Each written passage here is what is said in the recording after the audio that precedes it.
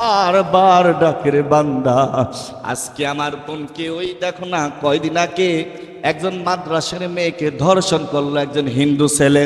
ইতিহাসের পাতায় কোথাও নাই। আজকে আমার মুসলমানের ঘরে সন্তান কোন হিন্দু মেয়েকে ধর্ষণ করেছে রে বন্ধু। অথচ আজকে একজন হিন্দু ছেলে আমার মাদ্রাসার মেয়েদেরকে ধর্ষণ করতেছে। রে বাবা, কেন রে বাবা?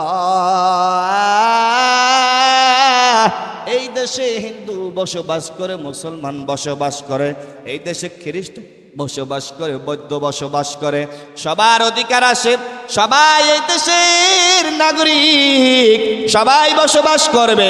কিন্তু আমরা কারো আঘাত করব না, কারো ধর্ম নিয়ে কথা বলবো না। ও বন্ধু,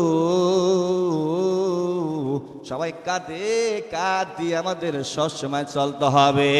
জোরে কান ঠিক না বেঠিক?